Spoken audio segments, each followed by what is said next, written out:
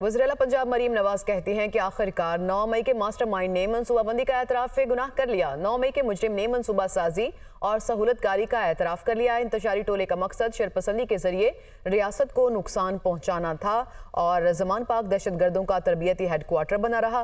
रियासत पर हमले की यहाँ तरबियत दी जाती रही। उन्होंने साथ ही साथ ये भी कहा कि 4 माह टांग पर पलस्तर बांधने के ड्रामे के साथ 9 मई की मनसूबाबंदी की गई। एक ऐसा पुरअमन एहतजाज था जिसमें 200 से ज़ायद फौजी तंसीबात पर हमले हुए, एयरफोर्स के तैयारों को आग लगाई गई, कोर कमांडर हाउस जलाया गया, शहदा की यादगारों की तौहीन की गई।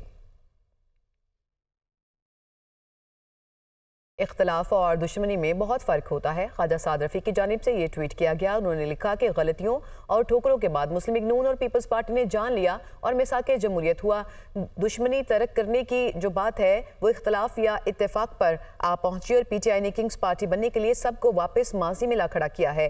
इस भंवर में पाकिस्तान की वापसी PTI और उसके सहूलतकारों की नफरत, तासुब, साजिश, झूठ और तशद्दुद सियासत की वजह से हुई। मकबूलियत काम आएगी ना कबूलियत, ताकत काम करेगी ना तदबीर, ये कहा गया है साद रफ़ीक की जानिब से। रहनुमा पीपल्स पार्टी शहीद रहमान कहती हैं कि बानी PTI ने आखिरकार मान लिया कि GHQ के सामने एहतजाज की कॉल दी।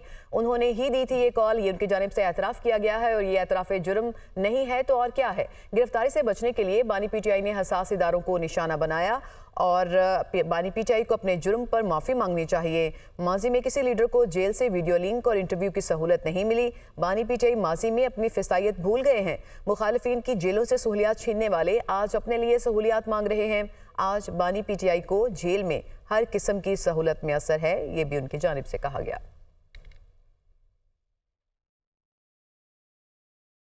पीपल्स पार्टी के रहनुमा खुर्शीद शाह ने कहा है कि बानी PTI को अस्करी मार-तोड़ तंसीबात पर धावा बोलने का एतराफ़ बहुत पहले कर लेना चाहिए था। बानी PTI ने नफरत और तशद्दुद की सियासत की बुनियाद रखी। मुल्की हालात और बैनुल-अक़वामी ताल्लुकात ख़राब करना इस जमात की सोची समझी स्कीम है। PTI को मनफी सियासत तर्क करके मुस्बत सियासत का आगाज़ कर देना चाहिए। मुल्क की तरक्की और खुशहाली के लिए सियासी जमातों में हम आहंगी बहुत ज़रूरी है।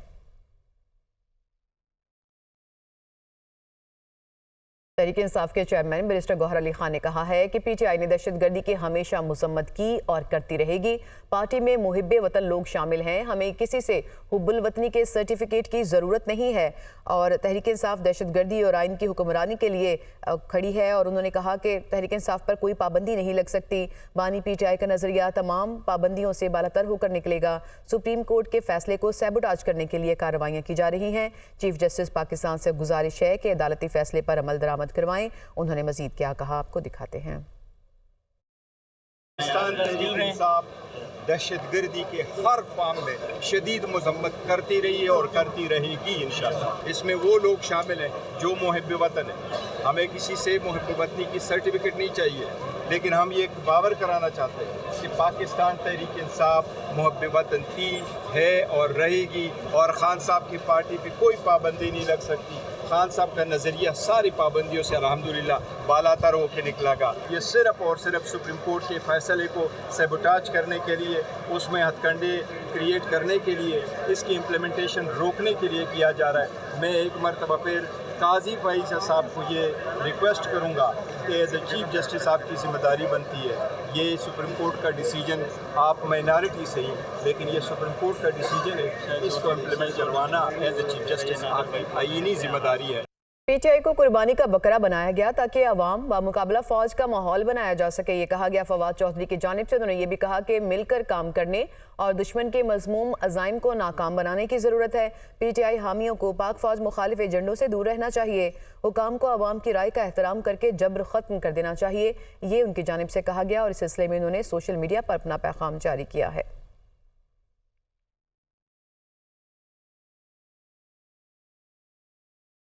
सेशन कोर्ट इस्लामाबाद ने रऊफ हसन को 2 रोज़ा जिस्मानी रिमांड पर FIA के हवाले कर दिया। अदालत ने तहरीक इंसाफ के दीगर कारकुनान को भी 2 रोज़ा जिस्मानी रिमांड पर पुलिस के हवाले किया है। 2 खवातीन कारकुनान को जुडिशल रिमांड पर जेल भेज दिया गया। रऊफ हसन और गिरफ्तार दीगर PTI कारकुनान से दर्ज FIA मुकदमे की कॉपी मंजरेआम पर आ गई है और PTI की लीडरशिप और मीडिया सेल के 12 मेंबरान इस मुकदमे में नामजद हैं। मुलजिम रोजाना की बुनियाद पर अंदरूनी और बैरूनी ताकतों के साथ मिलकर मुल्क को नुकसान पहुंचा रहे थे, ये लिखा गया इस मुकदमे में। और मुलजिमान की तरफ से रोजाना रियासत मुखालिफ बयानियां बनाया जा रहा था, ये भी इस मुकदमे में लिखा गया है।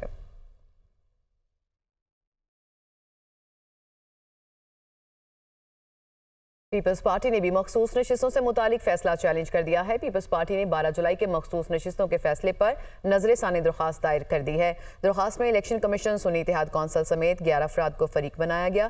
सुप्रीम कोर्ट में पीपल्स पार्टी की तरफ से फारूक एच नाइक ने ये दरख्वास्त दायर की है। दरख्वास्त में मखसूस नशिस्तों का 12 जुलाई का फैसला वापस लेने की इस्तदा की गई है। मुस्लिम लीग नून पहले ही मखसूस नशिस्तों के फैसले पर नजरसानी की दरख्वास्त दायर कर चुकी है।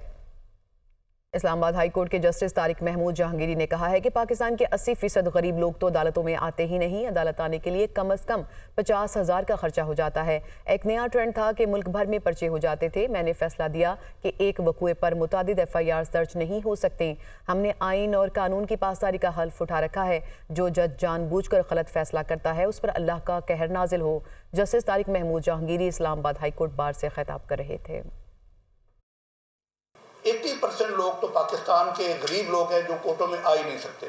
आप किसी रेडी वाले के पास चले जाएं, छाबड़ी वाले के पास चले जाएं, हाई कोर्ट जाना, वकील के दफ्तर में जाना, आम से आम छोटा भी वकील हो, जूनियर भी होगा, पिटिशन की तैयारी, स्टाम्प पेपर की तैयारी करते करते तकरीबन 40-50 हज़ार रुपये का तो मिनिमम खर्च है। अभी एक और बड़ा ट्रेंड था कि ये आप यहाँ से पॉलिटिकली मोटिवेटेड या किसी उसकी वजह से कोई किसी की गवर्नमेंट अगर पंजाब में है, KP में है तो इस्लामाबाद को उन्होंने वहाँ पर्चे दे दिए, किसी के कराची में दे दिए, किसी ने बलूचिस्तान में दे दिए।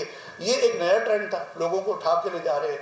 अभी उसमें लेटेस्ट मैंने जजमेंट्स उसमें दिए है कि उसमें मैंने कहा कि कोई मल्टीपल FIR और जिस जगह की जुरिसडिक्शन है वहाँ पर FIR होगी।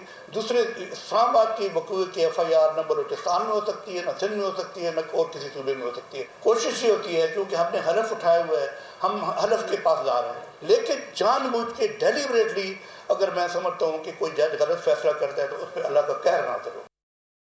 स्पीकर पंजाब असेंबली मलिक अहमद खान ने कहा है कि 60 अरकान सिर्फ हाजिरी लगाकर चले जाते हैं। अपोजिशन के मुतालबे पर इजलास बुलाया गया। एक दिन के असेंबली इजलास पर 3.5 करोड़ रुपए खर्च आता है। जमहूरी रवायात का कत्ल नहीं होने दूंगा। बहनों बेटियों को गालियां देने की हरगिज इजाजत नहीं। लॉ डिपार्टमेंट को खत लिखा है कि हाजिरी लगाकर चले जाने वालों के साथ कैसे डील कर सकते हैं। मलिक अहमद खान कसूर में इज़हार ख्याल कर रहे थे।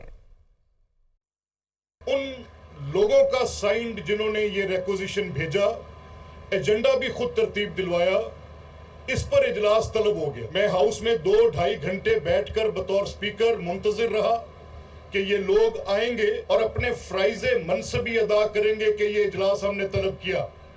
अब उसके बाद उनमें से 60 अराकीन ऐवान के अंदर आते हैं और हाजिरी लगाने के बाद वहां से चले जाएं, ऐवान के अंदर मत आए।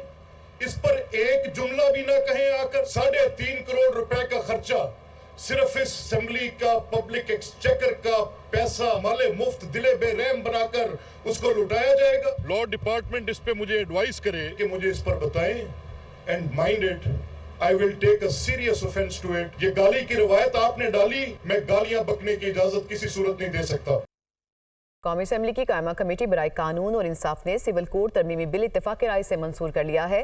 तरमीम के बाद सिविल जज के फैसले के खिलाफ अपील डिस्ट्रिक्ट जज के सामने हो सकेगी। सेक्रेटरी कानून और इंसाफ की जानिब से ये बताया गया है। मजीद मालूमात लेंगे नुमाइंदा दुनिया न्यूज़ हसीब मलिक ने इस्लामाबाद से हमें ज्वाइन किया। जी हसीब, क्या डिटेल्स हैं मजीद इस पेशरफ से मुतालिक?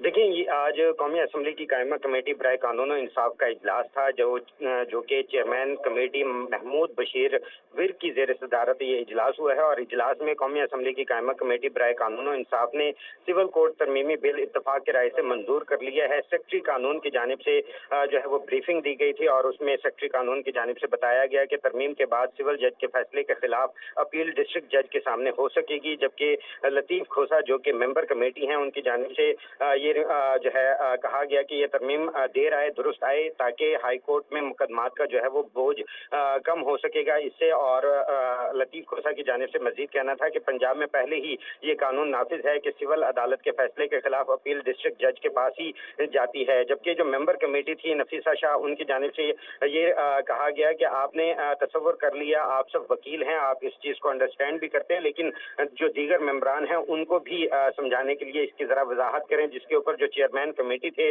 बशीर महमूद विर्क, उनकी जानिब से जो है वो बताया गया कि तरमीम से फर्क यह है कि अब सिविल मुकदमात का ट्रायल सिविल अदालत में होगा और डिस्ट्रिक्ट जज के पास जो है अपीलेट इख्तियार होगा उसके पास।